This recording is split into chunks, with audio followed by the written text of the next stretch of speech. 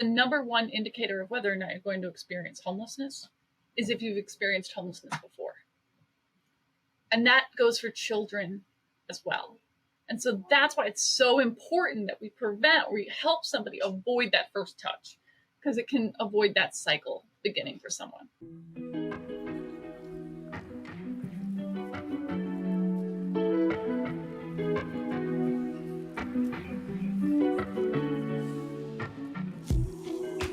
Hi, my name is Rachel Pearsall. I am the online learning manager with the National Alliance to End Homelessness, and I am here with Sarah Day.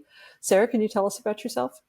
Hi, my name is Sarah Day. I go by Sarah Day because I got my start with the Catholic Worker Movement, and that was founded by Dorothy Day. And she was a Catholic anarchist in the early 1900s. She lived a long time. So I got my start with them in New York City at St. Joe's, and I've been working homelessness ever since.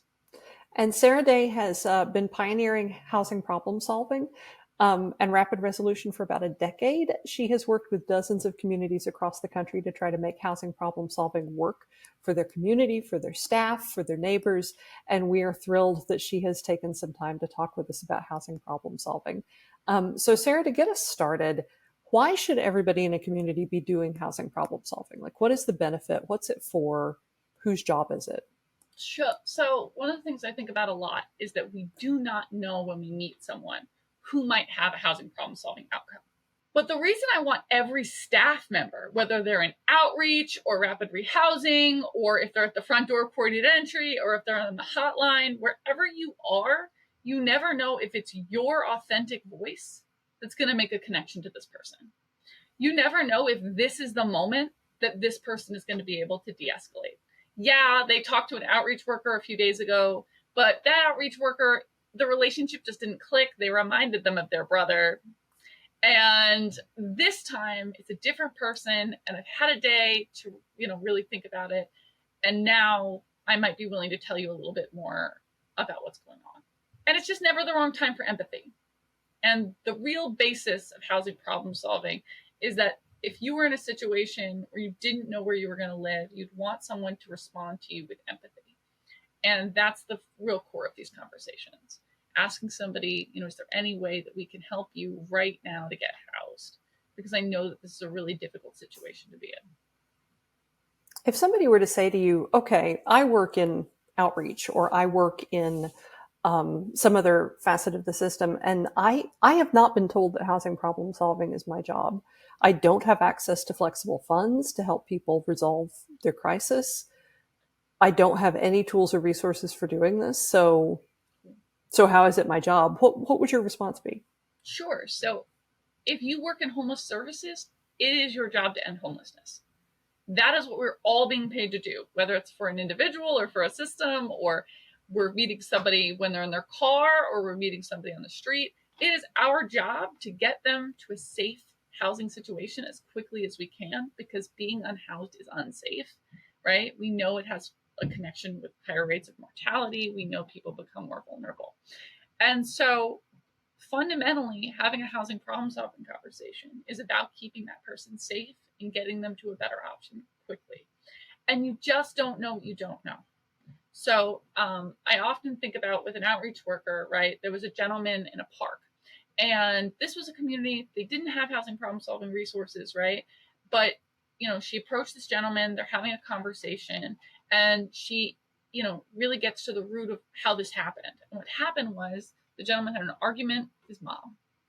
And it was about not taking out the garbage, which is an argument my mom has with my brothers about 3 times a week.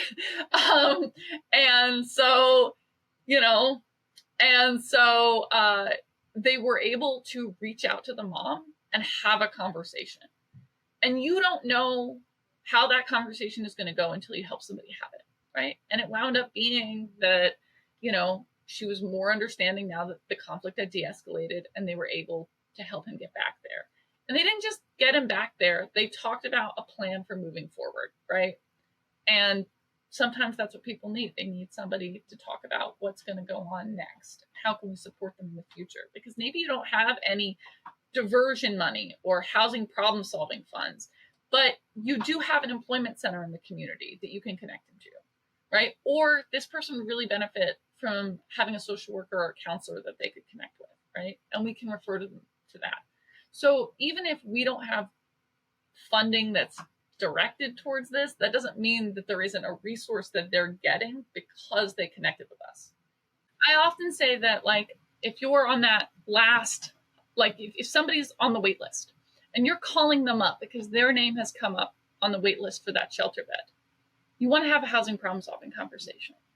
And you might be thinking, wait a minute, but they've already spoken to an outreach worker, and they've already spoken to somebody at the entry system, and they've already had a coordinated access appointment. This is their fourth conversation. Why am I trying again? You don't know who they spoke to last. You don't know if this is the time that they're going to be able to de-escalate, and there is someone else's name below theirs on that wait list. And if I give this person that shelter bed, there may not be a shelter bed for the person below them on that list. And so if I can help this person stay with their aunt, their friend, their coworker, whoever, and be safe tonight, then I can help make sure the next person has somewhere where to be tonight that's safe.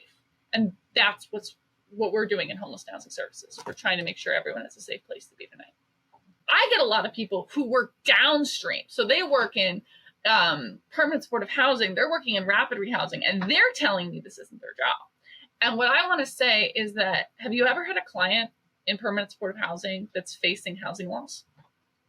Have you ever had somebody in a rapid rehousing case where they might lose that apartment?